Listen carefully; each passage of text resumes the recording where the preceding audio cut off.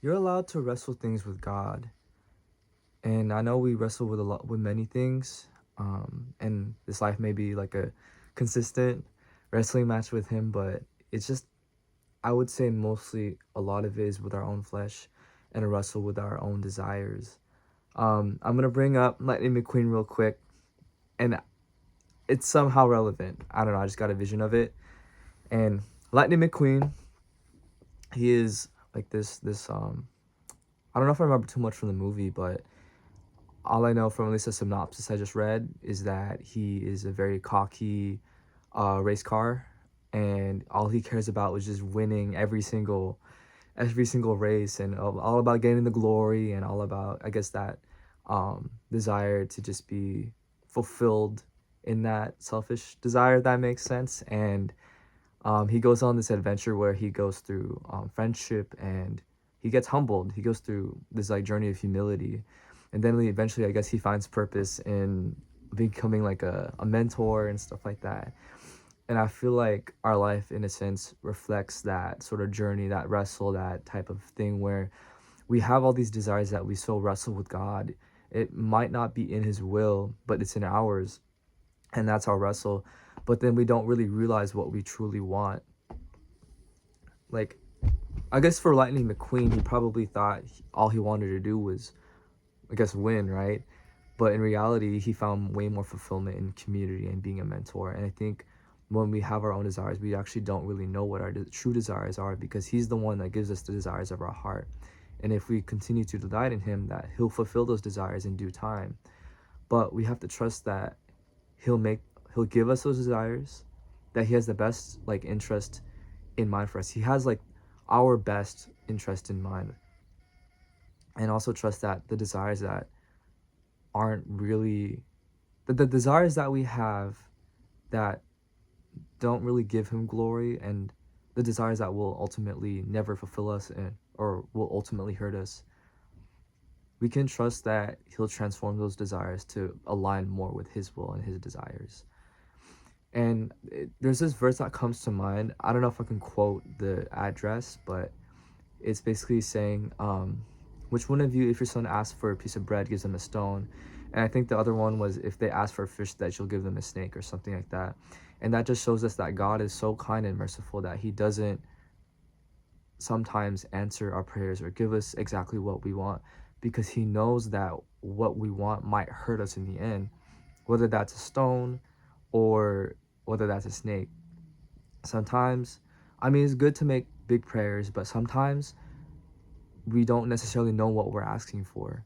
And I think we need to be honest and have discernment about what we're asking for, and ask God to really analyze our desires and like really seek our heart, like really asking him to really test our hearts and know us, and to align our desires with his desires, and to see and know what those desires are. I think we get so caught up and scared that God will have us do something we won't want. And I've definitely been there before, been in the place of surrender, or been in a place where I'm worried or scared about what God will have me do. And it's a journey. It's a journey, just like in Lightning McQueen in Cars. It's a journey where you learn more about God, and you build that trust, and you realize that he's not out to hurt you. He's not out to force you to do his bidding. He's a gentleman. The Holy Spirit is a gentleman who will not force you to do his bidding. He's kind, and the desires and the purpose that he has for you is good, and it's selfless, and it's all to glorify him. One I remember one time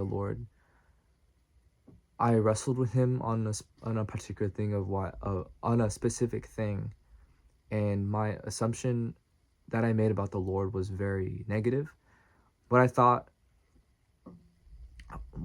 exactly what I was wrestling with, without making it too plain or too specific, is that it was I was basically making the assumption that God allowed a specific thing in my life to happen all for selfish glory, like only he can get the glory and it doesn't benefit me in any way.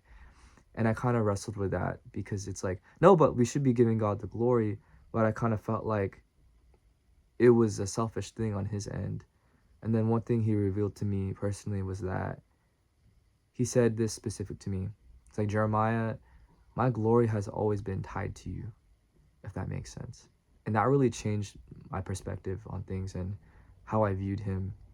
It revealed how selfless and how kind he is, that he always likes to include his children when he gets glory. And when he gets glory, he glories when we, what's it called? When we take after his image, when we start being kind and being the hands and feet of Jesus.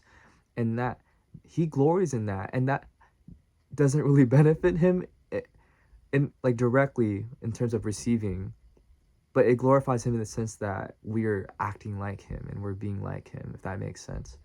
So it's just about trusting that whatever is for his glory is for also our own good, because it says in Jeremiah 29:11, "For I know the plans I have for you, declares the Lord, plans to prosper you and not to harm you, but to give you a hope in the future."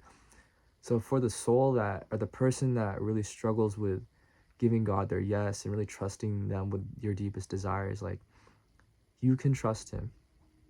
You can trust him, and he will give you new desires. And if it's a desire that he gave originally, then it's not going to go away when you decide to surrender and align yourself with his will and his desires. It's not going to go away. And I feel like I can testify to that, for sure, with I guess in regards to like the type of callings and giftings that he's given me. He's definitely found ways to recycle what I thought was over, to find ways to use the gifts that I thought would never be used.